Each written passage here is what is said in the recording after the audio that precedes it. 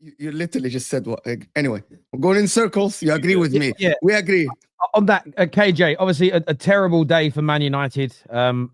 Listen, the difference in the emotion and the feeling in a week is crazy.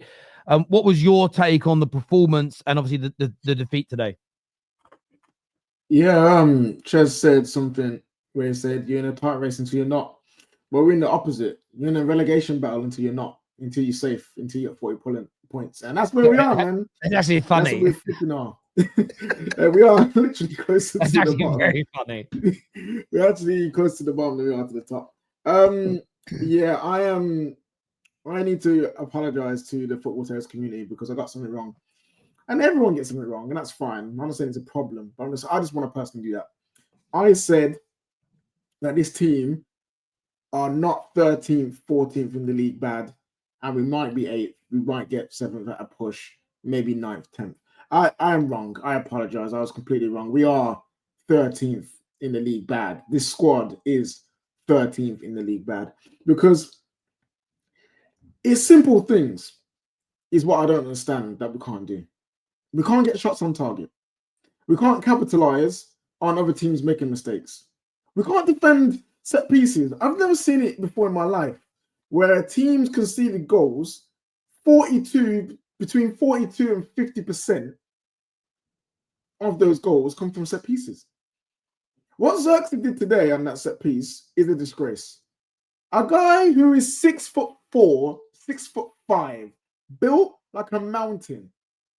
He's getting eased off the ball and then heading the air. He headed nothing. He didn't clatter into the guy. He didn't make it hard for the defender to get that head on the ball. He just got pushed off the ball and then headed the air to make it look like he's actually trying to do something. But we've seen it time again, and that's the mentality these guys have got. Weak. How can you guys go from beating Man City, coming back away from home, to allowing Bournemouth to come to your gaff, take all 3 points, beat you in the air, beat you in 50-50s, defend better, run more, attack better? It's crazy. If you look at Bournemouth's squad, they have mainly championship players and players from bigger teams that you would say have flopped. Like Kluivert is this flop, you know? He failed at RB Leipzig, he failed at Roma, all these different things. And he's come here, wonderful penalty, did it. He ran us ragged today. Semenyo came from Bristol, ran us ragged. Utara, I don't know where he come from, but I guarantee you, he ain't a team like Man United. You know what I'm saying? He hasn't come from Real Madrid.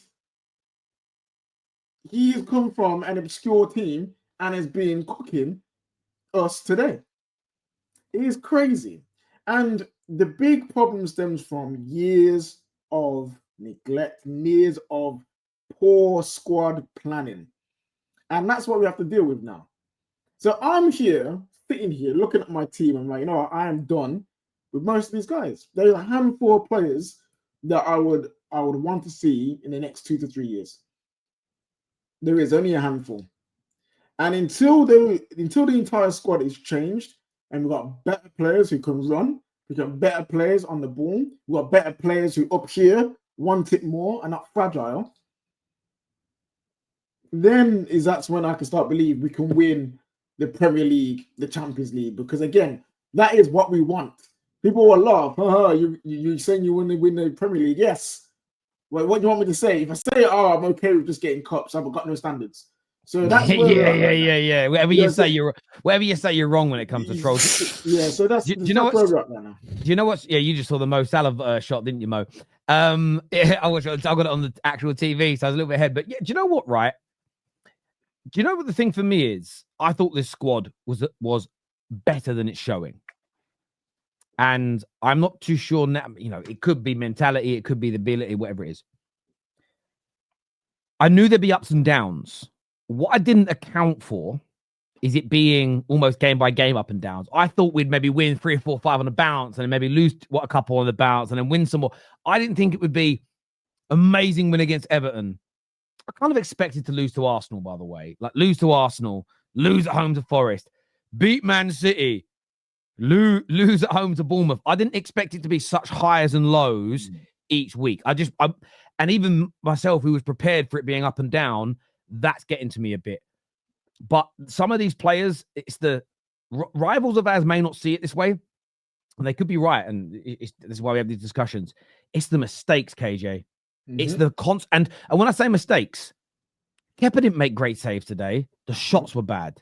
You know, yes, there was a little flick on header that went in from a set piece. Xerxes should be attacking that ball and winning it. He should have the run on it. If you look at the angle the ball comes from in Xerxes' start position, he should have the run on the ball and put the power through it. The penalty, Mazraoui shouldn't be making that tackle, okay? But a well-worked opportunity. The second goal, why is the San... You remember we used to concede loads of these under Ten Hag, okay? Yeah. Where we used to, everyone would drop deep and we'd leave players right near the edge of the box free, so they had everywhere... Why are we doing that? And there's a comment here that I want to throw to you from Apex, who says, and I quote, "Bro, Man United just lost 3-0. Do you think we were too harsh on Ten Hag?" No, we were not too harsh on Ten Hag. And the reason why I say we're not too harsh on Ten Hag is because the reason why we lost those games were through the system being poor. Every week it was getting ran through by every single team that we used to play against. Every single week, the players were just in places where they shouldn't be. You know, you would have flipping inverted Delo going somewhere where he shouldn't be when he's playing fullback. Yeah, you would have Casemiro on his own in an island, and plus his player relationships were awful over the last 3 years. Over the 3 years, his player relationships were awful. So as a manager, his criticism was deserved, and he deserves to lose his job. But that doesn't take away from the fact that these players also are rubbish. Yes. Two things can coexist. And this is why, just to add to that before we go to some of the super chats and speak to the Chelsea boys, this is the problem with the Ten Hag comment. People go, "Terry, but you wanted Ten Hag out." Listen to what I said. I believe a full club rebuild. So not a squad rebuild, not a coaching adjustment, a full club rebuild, I think would yield quicker results if we started the pre-season with a new head coach. I've never said I think Ten Hag's a bad coach. I think he can go on elsewhere and do well. I equally said anyone that thinks just sacking Ten Hag fixes us is a delinquent, is a fool, should not be listened to or really given a platform, in my opinion. They should get banned by YouTube and X. That's a joke, by the way, people. No one get triggered by it. But I've said it. And the people like myself, Neeks, Indiana, KJ, for years we spoke about this. Yes, it was right for Ten Hag to go, but don't think that alone fixes us. Yes, it's right probably to drop Rashford, but don't think Rashford being dropped improves us. By the way, everyone's saying, gotta get rid of Bruno. Get rid of Bruno tomorrow. We are not going to become week by week by week an exponentially better team. It's not as simple as that. Anyone that you're listening to that says that's a fool. So we're absolutely right to move Ten Hag on, but anyone who thought he was the problem, just stop listening to them, because those are the same people that have been wrong for 20 years. Chelsea boys, got some of the super chats here I want to throw to you. So I want to do this one first. Sorry, from Warren. He says Bournemouth deserve more credit than United deserve criticism.